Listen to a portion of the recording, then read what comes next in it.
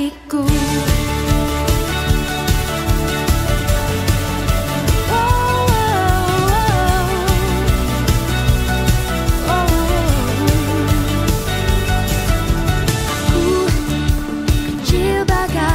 Semut, tapi ku tidak takut, kau besertaku. Yes Lord, saat kau panggil aku. Yes Lord, ku katakan siap, aku siap. Kau buat aku tersenyum lagi, kau sebut aku berharga, kau cukup bagiku. Oh, oh. Aku tak perlu merasa ragu, kuasa-Mu telah tercurah atasku, cukup bagiku. Shalom teman-teman, apa kabarnya? Kakak percaya kita semua terus dalam kesehatan dan pemeliharaan Tuhan. Amin. Nah teman-teman, sekarang kita kembali lagi masuk dalam renungan hari ini. Nah hari ini ayat hafalan kita adalah dari Yohanes 6 ayat 35a. Yohanes 6 ayat 35a, oke. Kata Yesus kepada mereka, "Akulah roti hidup. Barang siapa datang kepadaku, ia tidak akan lapar lagi." Yohanes 6 ayat 35a. Wow, luar biasa ya kalimat dari firman Tuhan hari ini. Nah teman-teman, hari ini kita akan renungkan firman Tuhan dengan satu tema, kisah roti hidup. Roti jadi ingat makan ya teman-teman ya. Kakak mau nanya nih teman-teman, coba teman-teman lihat gambar ini. Ini makanan dari daerah mana ya? Coba lihat. Oke. Wah, benar sekali. Dari mana tuh? Betul, dari NTT teman-teman. Apa ya namanya ya? Jagung bose. Oh ya benar. Aduh, pinter-pinter. Coba yang ini. Ini makanan pokok dari daerah mana nih? Benar sekali teman-teman. Nasi. Wah, siapa yang nggak tahu? Dari Indonesia ya, orang Indonesia makan nasi ya, rata-rata ya. Banyak dari daerah-daerah kita yang makan nasi. Nah, sekarang mancanegara, kita ke luar negeri dulu yuk. Nah, ini nih gambar ini makanan pokok dari negara mana ya? Betul sekali, dari Italia. Apa namanya? Pizza ya. Siapa yang suka makan pizza? Tapi itu bukan makanan pokok kita ya. Oke, yang terakhir nih. Ini makanan pokok dari negara mana? Wah, ini mah banyak ya. Eropa, Amerika, termasuk negara yang akan masuk dalam kisah firman Tuhan hari ini. Ya, namanya roti. Benar sekali teman-teman. Nah, Tuhan Yesus berkata, "Akulah roti hidup." Dan kalimat selanjutnya apa? Yang datang tidak akan lapar lagi. Wah, kok bisa? Siapa sih di sini yang yakin nggak akan pernah lapar lagi? Wah, nggak mungkin ya. Selama kita masih jadi manusia, selama kita masih hidup, pasti kita akan lapar teman-teman. Kalau kita nggak makan, aku nggak lapar, nggak akan bisa ya. Nggak akan bisa kenyang hanya berpikir aku nggak lapar. Perut kita pasti lapar. Nah, maksud Tuhan Yesus dari tidak akan lapar lagi ini apa ya? Nah, mari kita belajar dari kisah firman Tuhan hari ini. Coba lihat gambar ini teman-teman ya. Ada wajah orang lapar ya. Wah, kalau ini harusnya langsung dikasih makanan dong ya. Udah pipinya empot, piringnya kosong ya. Duh, lapar. Maunya langsung dikasih makanan ya. Nah, teman-teman, kalau reaksi orang lapar itu macam-macam ya. Ada yang pingsan ya kan, nggak sarapan pagi terus upacara bendera pingsan. Itu karena nggak lapar, salah, nggak makan ya teman-teman. Tapi ada juga reaksi lapar akhirnya membuat sesuatu. Apa ya? Coba lihat, perhatikan gambar ini teman-teman. Apa ini namanya ya? Ini mah nama bahasa sehari-harinya ngitil nggak sih namanya? Ngambil di di toko gitu kan. Sembunyi-sembunyi masukin saku atau sembunyi-sembunyi masukin tas. Wah teman-teman, dia ini ngambil apa? Ngambil coklat, ngambil snack. Ini dia lapar atau kenapa ya? Kalau diperhatikan sih teman-teman ya, harusnya ini bukan karena lapar di perutnya saja ya, tapi karena apa? Lapar di matanya. Dia pengen ngambil sesuatu yang dia inginkan, misalnya coklat atau makanan yang dia sukai. Akhirnya dia ngambil tanpa permisi, namanya mencuri teman-teman.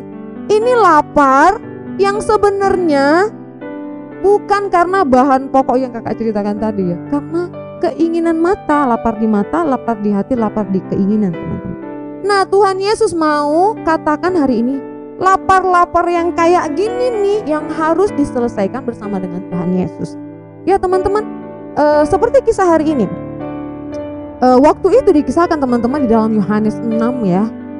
Tuhan Yesus memberi makan 5.000 orang dengan 5 roti dan 2 ikan teman-teman. Wah banyak sekali ya, 5.000 orang itu. Wah bukan sedikit ya teman-teman ya. Nah karena keajaiban yang Tuhan buat, akhirnya orang-orang berbondong-bondong mengikuti Tuhan Yesus. Wah kemana Tuhan Yesus pergi? Ikut semuanya, ujuk-ujuk ikut gitu ya. Tuhan Yesus menyeberang ke seberang danau, ikut semua nyeberang juga ke seberang danau. Ada juga yang jalan. Kenapa? Karena mereka ingin mendapatkan sesuatu dari Tuhan Yesus. Mereka ingin melihat mujizat. Mereka juga ingin mendapatkan makanan kah, apakah ya dari Tuhan Yesus. Kemudian Tuhan Yesus berkata seperti ini kepada orang-orang itu. Setelah Tuhan Yesus turun dari perahu ya, waktu itu orang-orang banyak udah berkumpul ya di dekat Tuhan Yesus seperti biasa. Tuhan Yesus bilang gini, kalian ini datang kepadaku ini bukan karena melihat tanda-tanda ya yang aku buat, bukan karena mau mengikuti ajaran atau keselamatan yang aku berikan, tetapi karena kalian kenyang, karena kalian sudah melihat perbuatan-perbuatan mujizat. Nah Tuhan Yesus tidak menginginkan orang mengikut dia hanya karena teman-teman, hanya karena apa yang Tuhan bisa kasih, misalnya mujizat kah, pertolongan kah. Tuhan Yesus gak mau yang seperti itu. Tuhan Yesus mau orang yang mengikut dia mengenal dia secara benar ya, mengenal kebenaran yang di dalam Tuhan Yesus, keselamatan yang di dalam Tuhan Yesus ya, bukan hanya karena berkat atau mujizat. Nah dari sini nih teguran Tuhan Yesus kepada orang banyak itu. Tuhan Yesus mau mereka berubah. Terus mereka bilang, terus gimana dong caranya supaya kami bisa seperti itu ya. Tuhan Yesus bilang gini, aku ini roti hidup, akulah roti hidup. Jadi datang padaku maka kamu tidak akan lapar lagi. Loh gimana caranya supaya kita gak lapar lagi? Dengan datang kepada Yesus, percaya padanya, menyerahkan hidup hanya kepada Yesus satu-satunya teman-teman. Wah teman-teman, hari itu orang-orang banyak itu memahami bahwa mereka harus mengenal Yesus secara pribadi dalam hidup mereka. Bukan hanya mengenal Yesus dari keajaiban-keajaibannya saja, tetapi mengenal Yesus sebagai Tuhan dan Juru Selamat teman-teman, seperti apa yang dia ajarkan ya teman-teman ya. Nah begitu juga nanti kita teman-teman. Sekarang kakak mau nanya nih, siapa sekarang yang sedang lapar? Mungkin ada yang belum makan ya. Ya gak apa-apa, nanti habis ini makan ya, gak apa-apa.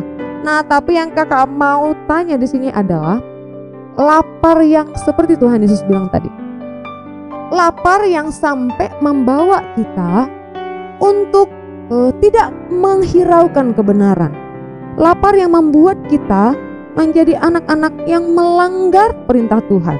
Wah lapar kayak apa itu kak?